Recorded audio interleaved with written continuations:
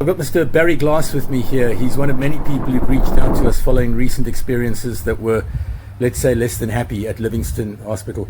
Barry, thanks for sharing your story with us today. I see it's your hand that's hurt, but you didn't have a happy time at Livingstone Hospital. Tell us what happened. When did you go in? What was the problem, and how were you treated? What were the issues? Good day, sir. Thanks for giving me this opportunity. First of all, I want to just start off by saying that not all things at Livingstone are bad, because they are not. There are certain sections that function exceptionally well, especially the outpatient section. There was a doctor that was running around like a rabbit, and then there were others that were doing nothing. But I went into the hospital after my dog attacked me, and he gave me a very serious injury to my hand. And I sat there for 7 hours before they attended to me. And they kind of shunned me, and when my daughter was with me to help me, they asked her to leave. And it was so sad, because at that time they were in so much shock and so much pain that I was expecting somebody close to me that can just help me and support me, but they didn't want that. And I must say the security are very, very rude and abrupt. The nursing staff, some of them are very, very, very, very helpful, and others do nothing whatsoever. They couldn't care about you. There's no cleanliness, there's no bathroom abilities or facilities, there's 2 toilets. People sit on top of the toilet, excuse my language, and shit. They don't sit on the seats. There's pee all over. The marks that people wipe their backsides off against the walls. I've got a video of where the paint falls off the ceiling into your face. A sister approached me and asked me that they've been working there for 5 years. They are in dire straits. The windows haven't been cleaned for at least the past 10 years. The paint is peeling off. The wash basin is blocked with food. There's only one wash basin. The floors are all dirty. It's shocking. And the most shocking part of the lot was the treatment I got initially was wrong. The first time they put me on an antibiotic, I was allergic to penicillin. I still am. I've been allergic my whole life. On my file, it's highlighted allergic to penicillin. They inserted a drip into me with penicillin on the Sunday. I was so sick that by the Monday, my blood pressure came down to 84/60. When I asked the sister what's going on, she said, "Why didn't you tell them that you are allergic to penicillin?" And I did tell them, because it was written on my file. That's the first thing I done when I went to hospital, because I know how sick it makes me. And then they changed. They wrote in my file, "Stop treatment immediately, patient allergic." And then things went well for 3 days. They gave me 2 vials of drips, 4 o'clock and 6 o'clock, 4 o'clock and 6 o'clock. And then they were changing my dressings, and then they just stopped. It all just dried up. And when I went to the sister and spoke to her, she said to me, "The days that the white people were telling us what to do are over."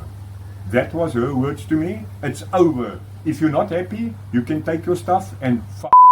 Plain English in my face. Just like that? Just like that, she told me. If daar is verby dat julle oor ons gesê het wat en sy vloek vir jou so in jou gesig. My daai daar is verby dat julle boere in bewind was. As jy nie gelukkig is, jy vat jou goed en f***. And when my daughter came, I spoke to my daughter and I wanted to go, because I was so humiliated and I felt so bad, because I grew up in Southend. And we're not used to this thing of black and white, because what is a color anyway? It's only skin deep. And we grew up amongst the colors, the Indians, the Muslims, the Malays, the fishermen and everything. And then from there we went to from South and we went to Forest Hill. So I was quite taken back by this, and then I thought, maybe it's just one. And then when I went for my treatment, I said, they didn't insert my drip properly. It's out of my arm and it's bleeding, and then she popped a vein. And as you can see what my arms look like, there's the evidence. I can show you. There's 9 places where they popped a vein. I can show you. I don't have to lie. The picture tells 1,000 stories. And when I went, and then 10 to 12, they got the security to put me out of the Livingstone Hospital. And I said, I will fight for my right, for what I believe in. I'm entitled to get this medical aid, to get this medical help. It's my constitutional right. And then she said to me, I'm paying for and I've got a lot to say about it. I must get out of the hospital. So I said, I won't go. And then 12:10, the doctor came up from casualties, a Muslim doctor, nice young girl, beautiful man. And she inserted my drip, and I said to her, "Doctor, with all respect, if you don't mind me just asking one question." And she said, "What is it, uncle?" So I said to her, "Isn't a sister supposed to insert a drip?" She said, "Sir, a normal nurse can insert a drip. And it's not that qualifications." And then I showed her my hands, and she said, "Sometimes it's just better to say nothing than to say something, because then as soon as you say something, they're going to take it up in the wrong context and it's going to become a racial thing. So if I can give you advice, sir, just keep quiet, carry on with your treatment, and wait until you go home." But Mr. Man, I just couldn't, because the next day when my daughter came to visit me, I was I was so shocked because I didn't have a dressing change. The doctor came in earlier, the interim. She took photos on my hand, but she took my bandage off that just started bleeding on all 4 places. She took it off roughly. And I said to her, what the f*** are you doing? You're hurting me. And she said, who are you speaking to? I said, I'm speaking to you. I said, you are a child, you've got no decency. She said she's got 45 patients to attend to. Then I said to her, I couldn't care if you got 95. You will not treat me like this.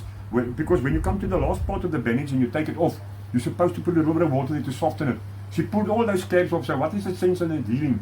And then she asked me, who put a Vaseline gauze on my hand? So I said, who's the idiot who put Vaseline gauze? So I said, well, we went to the sister. She said, the sister wouldn't do that. I said, I went to the sister for a dressing. And she said to me, I can help myself if I can't wait. Then my daughter took a dressing. We didn't know how it was supposed to be done because it's not our work. I'm a patient there. And my daughter put the dressing on, the doctor needed a baby. She took my dressing off and it bled all over my bed onto my new bedding. I can show you a pic. And then when my wife came, she was so disappointed and she said, look how dirty this place is. And I said, you know what now? And I explained to her what happened. She didn't even come back and put my bandage back on. And then the next day she came and she said to me, she took a photograph of my wound and she sent it to her doctor because she works for somebody, and she sent him a pic. And she said to me, I said, I'd like to go home because I don't work. I'm a pensioner, and at the moment I'm not getting my old age pension. I don't know what the problem is. There's a problem with the code. What code? Only God knows alone what the code is. Apparently somehow the code. But anyway, that's another problem. And I said to her, I'd like to go home because my family is suffering. I don't work, so we didn't have any food in my house at that time. I must be quite honest with you. And we live from hand to mouth, but I'm an honest man and everybody knows me as being an honest person. But if there's one thing that I don't like in life, it's people being unfair. And people who think they're entitled to things that they are not entitled to. Because everything that I own, I worked very hard for it. And I come out of my home when my dad was a sergeant major for 41 years in the army. And I was also in the border. On the border from my country. I wasn't asked to go, I was told to go. And I've got respect and I've got discipline. But I've never seen such utter disrespect for grown people and people of another colour as what the treatment I got by Livingstone. It's shocking because you just don't, it just doesn't work like that. And people just neglecting their duties. And then there were a couple of them that treated me like a king. And it's so sad to see how some people are so dedicated to their jobs and other people feel absolutely excuse me for the French, sir, but that's the way I feel. And I'm going to go back to Livingstone. And I'm going to go to the guys who've done their work properly and I'm going to thank them again for something small. Because you know what, sir? Did you complain about the treatment that you received to anyone at? They invited me. She said to me, you can go to the matron right now. And then they found the doctor one night. They found the doctor for me at 10:15. And they said, I'm being rebellious. I am threatening her. So I said, I'm not threatening anybody. I asked you for a drip to be inserted from 6:15. It is now 10 to 11. I'm not putting any pressure on anybody. My drip was supposed to be inserted at 6 o'clock. It came out and the blood was all over and she popped the bubble. And she said, ek sukkel, ek kry nie jou are nie. Ek sal die dokter bel. And then when she found the doctor the third time down at casualty, the doctor said, apparently, I can wait, I'm not somebody special. She's lying because when the doctor came up, it was the best doctor I've ever seen in a whole. But then I must make mention of another doctor as well. There's a white gentleman who came around. I'm talking under correction. If his surname is Dash, I just want to tell you today, sir, you are a wonderful man and you are doing wonderful things at Livingstone. He's got a young team with him and he does wonderful work. He said to me, my wound is superficial. Superficial. And he said to me, I'm a lucky man. They took x-rays. My dog missed all the vitals. There's no need for an operation. But if you can put me in this antibiotics for a course of 10 to 14 vials, it will take it away. I managed to get in 10 vials. But then the people started coming into our wards at night. They started taking my things. They took my cookies. Stealing your property. Things. Yes, and they were threatening me. And who was coming in? People who are in the hospital, sir. Patients that are in the hospital, and the security is involved. I'll tell you for the simple reason why I say that. One morning at 1:25, when I got up, somebody had his finger in my face. And they held him onto my neck. I don't know if they had a weapon or what they had, but they told me to keep quiet. And I said, what is going on here? And they opened my drawer and they took my cookies and they took my Kentucky and my white Pringles stuff because I never eat it after I saw the episode of the dish. I never eat it. And they asked me, where's my cigarettes? I said, I don't smoke. Then they took my charger and then my phone was on the bed at the bottom. And then... where's the hospital staff when this is going on? Mr. Man, it's so sad to say this, but I'm going to say it. The only time that you saw the sisters was when they came to bring you your medicine. And they tried to give me antibiotics to drink in pill form when I was on the drip. So the communication between the doctors and the sisters... Not good. Not good at all. And come, I tell you something there, and when I said I'm going to talk to the doctor, she said, you can go right now and you can go and talk to the doctor. And that's when they stopped helping me. We had to start putting on our own dressings. And that's when I got pissed off.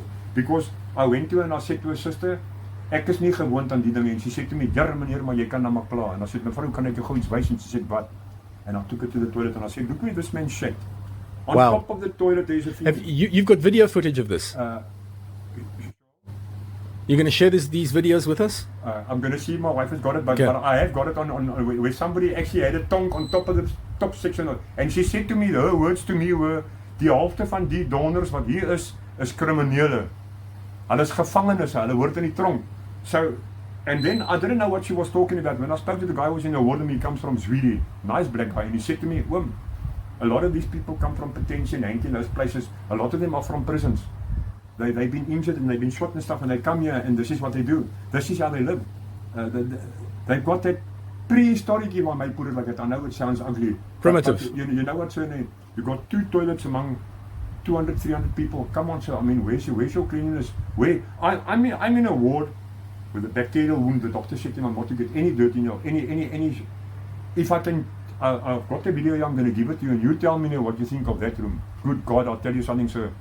I can't understand how people can live like that. It's just shocking. And the same sister said to me, ons is vir 5 jaar hier so vasgevang, meneer.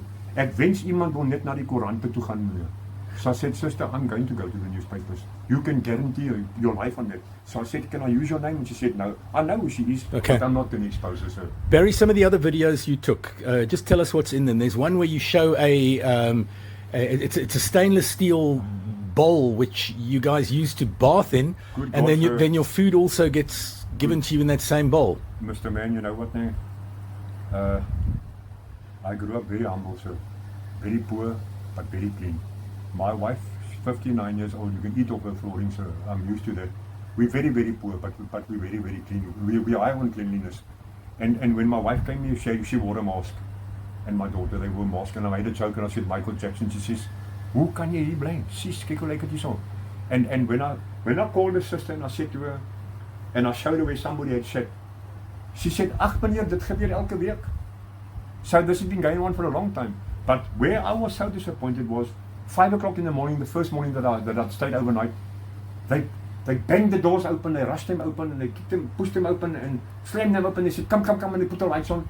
And the next moment they came with 2 trolleys, and they were each carrying a big silver dish. And there was water in the dish, and I didn't know what was going on. She said, kom, trek uit bad jou. So I thought, what the f***? I'm not going to bath in front of these people. I mean, I never grew. She said, daai ding sien ek elke dag. Daai ding kak uit. She says, bad jou. And I said, sorry ma'am, I'm not going to bath me in front of you. There, I've got the video, so I gave you the video. If you look in the video, you'll see her standing in the background. I had no choice but to put my dignity in my pocket because I'm not a dirty man, sir. But to bath out of a fucking stainless steel dish, what kind of a bath is that, sir? And then your supper gets brought to you in that same dish. And then I'm going to show you, sir, on the other video, the guy opposite came to me and he said to me, Oom, do you see the bath that I'm using? It's full of spaghetti bolognese. So I said, you must be kidding me. But luckily I didn't eat anything from the Livingstone. I'm not, please don't feel offended in any way. I don't eat out of anybody's hands, especially if I don't know who made the food. And I thought, I thought, fuck it, this sounds joking, man, can't be, man. And then I went to the kitchen and I spoke to the lady and she said to me, we've been doing this for a long time, sir. There's nothing wrong with it. We clean this dish that you are bathing in and we make the food in it, sir. The reaction on social media to Barry's experience at Livingstone Hospital would appear to indicate that his was not an isolated case. There have also been stories of landlines out of service due to unpaid bills, security guards abandoning their posts and blockading the hospital entrance due to unpaid wages, and psychiatric patients escaping. All of this just adding to the already legendary tales of supply shortages and hit-or-miss care at the facility. These challenges could easily be overcome. Pass legislation compelling every single elected politician and their immediate families to have to use the same health service that they've created and foisted upon the public at large. Surely, you want to bet that would cut through any issues in double quick time? It's now beyond critical. People are dying and leaders don't care.